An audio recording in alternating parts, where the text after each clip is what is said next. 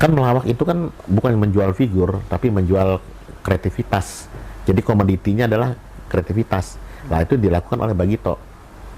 Tidak juga menjual figur yang kebodoh-bodohan, tidak juga menjual figur yang dongo gitu, tidak. Jadi bagi saya sependapat dengan Bagito bahwa melawak adalah ilmu pengetahuan, scientific. Karena dia semuanya ganteng-ganteng, cakep-cakep, ya bagus-bagus. Tetapi dia tidak menjual kebodohan kan, tidak pakai celana monyet, tidak ditambah dengan ini, tidak. Jadi dia yang menjual adalah ability, kemampuan, brains, ya. Jadi otak ya. Itu sebenarnya melawak tuh begitu. Kalau Om Ateng dengar seperti di Amerika, di Inggris gitu ya.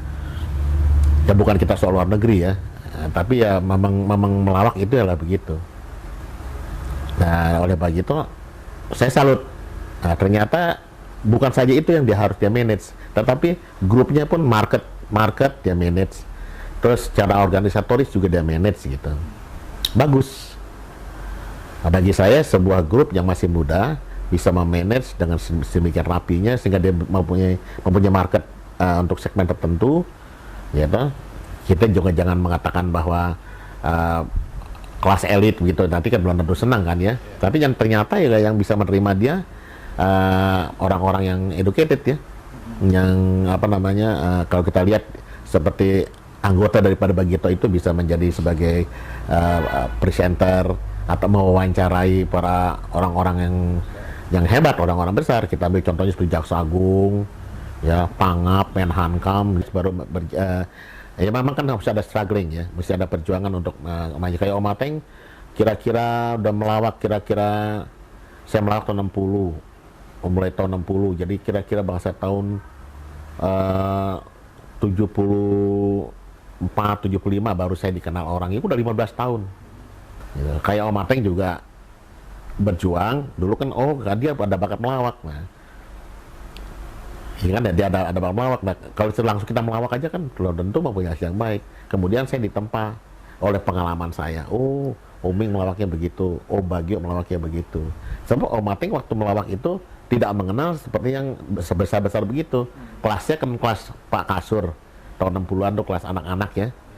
Ya dia tawar main ya main gitu. Tapi setelah kita mendalami dan kita bergaul dengan orang-orang yang senior, begitu. Kalau di depan umum saya nggak boleh berkata demikian. Itu yang kita gunakan adalah psikologi ya. Gitu. Yang psikologi. Kalau gitu saya gunakan psikologi saya begini. Kalau saya main di kampung, di sebuah kampung di Irian yang tidak bisa bahasa Indonesia, dia cuma bisa gerak-gerak. Saya gunakan ilmu sosial saya, sosiologi kita pergunakan. Nah, tatkala saya melawak lagi di Kalimantan, yang bisa bahasa Indonesia tapi secara perlahan-lahan, ya kita gunakan jangan bahasa kalau begitu, kita gunakan acting. Nah, itu yang kita gunakan, jadi kombinasi antara psikologi dan psikologi, sosiologi dan psikologi. Dengan demikian kombinasi itu bisa menambah pengetahuan kita untuk membuat orang itu tertawa. Kalau tiba-tiba kita datang langsung kita tiba-tiba kita datang melawak terus kita action gitu nggak karuan, orang kan bingung ini mau ngapain gitu. Tapi kalau kita ajak dulu gitu, baru bisa kita ajak dulu kepada persoalan, terus baru kita ceritakan yang lawaknya, itu baru mereka mengerti. Nah, saya datang ke tempat Anda tahu saya melawak, Anda kan bingung, lu ini sarap apa gile nih kan gitu. Tapi kalau kita wah baiklah, nah, kan jadi ada preambulnya dulu gitu ya, ada pembukaannya dulu, ada prolognya dulu, kan enak.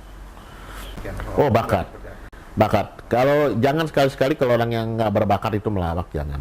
Ya, itu banyak sekali. Itu biasanya sutradara. Ya, sutradara. Dia mengerti melawak, tapi dia tidak berbakat.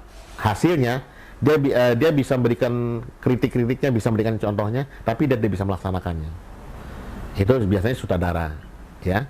Tetapi kalau seorang yang berbakat, artinya dia tahu di mana mengatakan kata-kata itu lucu atau tidak. Andai kata-kata itu tidak lucu, tapi kalau dia mengatakan itu bisa lucu.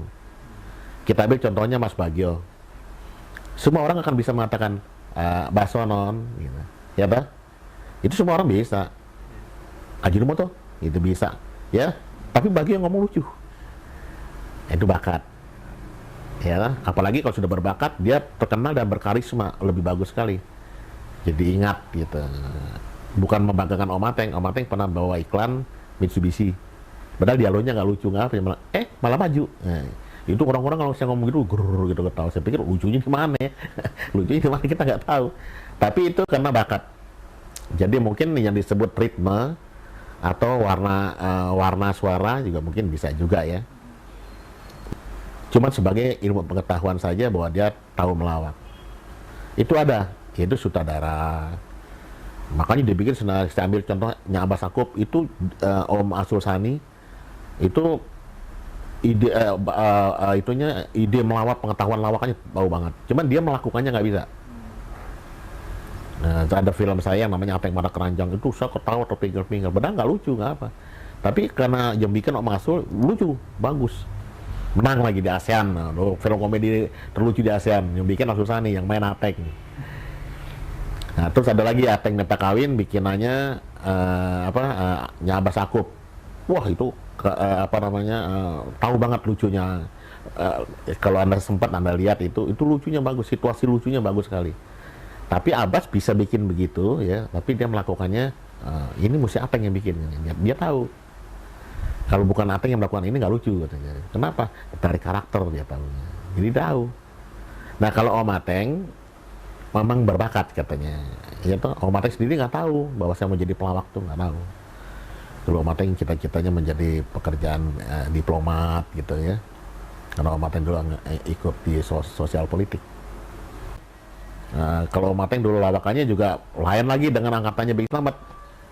Lo cepet, slow gitu, pelan gitu. Om Ateng nggak sabar. Om Ateng maunya tet. Nah, dia maunya, tapi penonton udah lain. Dari sekarang usia muda lebih banyak. Nah, kalau yang tua gitu melawak pelan masih diterima. Yang muda nggak mau. Kalau kita lamban sedikit gitu, yang muda ini, angkatan Om Ateng waktu itu ya, dia nggak mau. Apalagi angkatannya Miing, ya, angkatannya ini gitu. Jadi kita mempunyai perhitungan penonton kita ini siapa gitu. Ya. Kalau dulu nggak, ya masa bodoh, siapa aja penontonnya, namanya pakai zamannya Om Bing, Om Cepot, Om Udel tuh ya slow down biasa. Gitu. Ya penonton juga tidak secerdas sekarang. Orang penonton cerdas sekali. Apalagi yang muda-muda ya, yang muda-muda. Bahkan bisa mengikuti dari awal sampai akhir. Dia tahu. Nah, itu namanya, jadi kita harus, mungkin cerdasnya sama barangkali ya, tapi kita harus lebih dulu cerdas. Nah, ini angkatannya Miing sekarang dituntutnya begitu. Dalam arti kata profesionalisme ya. Gitu. Nah, itu pengalaman Om Ateng di Kuantan Jaya begitu. Waktu Om Ateng jadi dokter gitu misalnya, Om Bing memberitahukan, Teng, nanti kalau Ateng jadi peranan dokter lagi kayak semalam tuh. Nah, kenapa Kak Bing? Ya artinya nggak takut-takut sama pasien, jadi jangan ada gap sama Om Bing.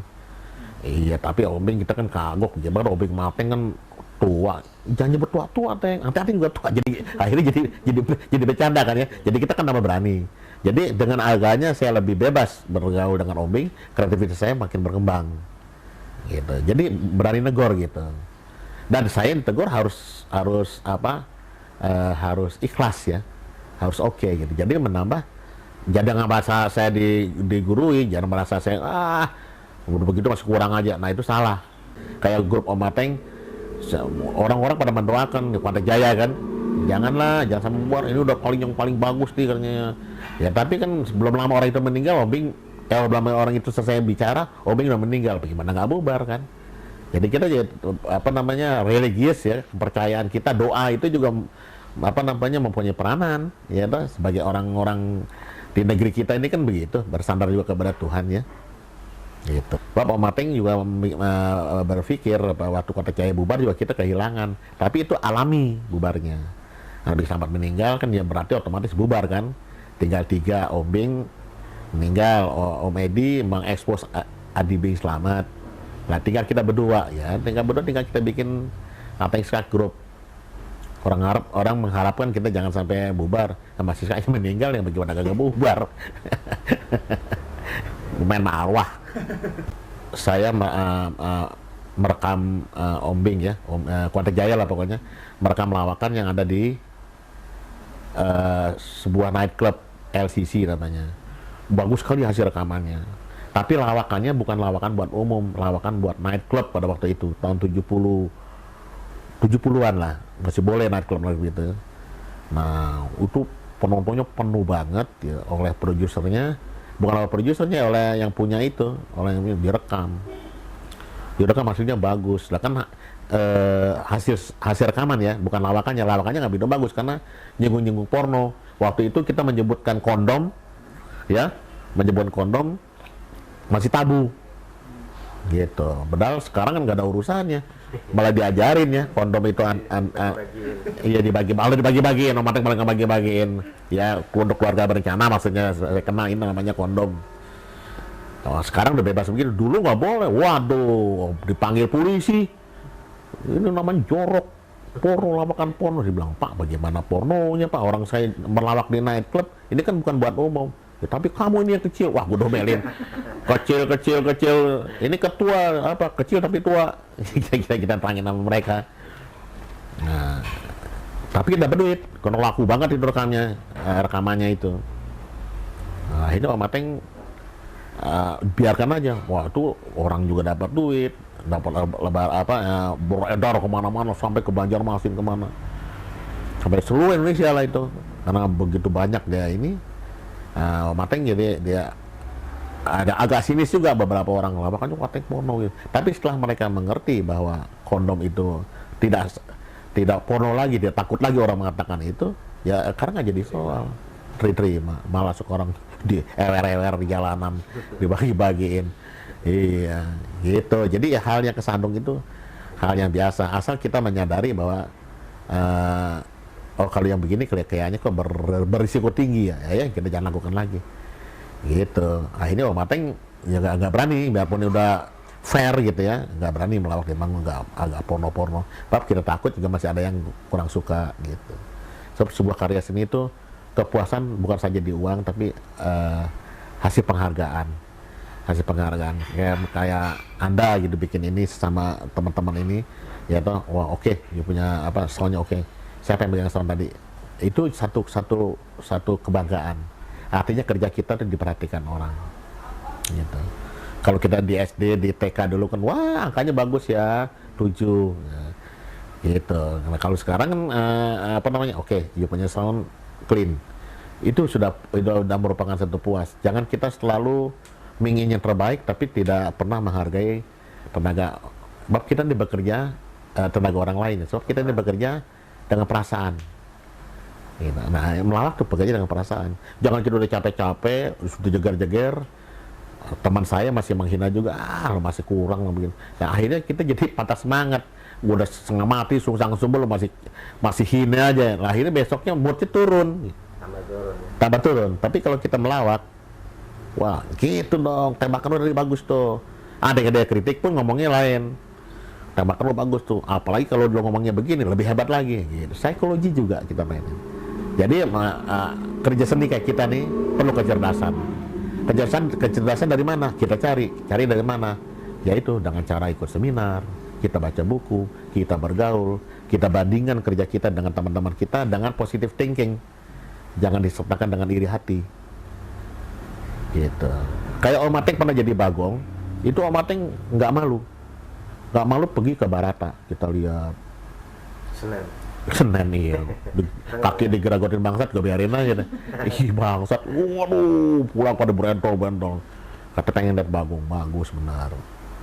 Apalagi ya anak Betawi, jadi peranan bagong kesenian Jawa Tengah kan, udah ngomongnya kita bingung, apalagi actionnya.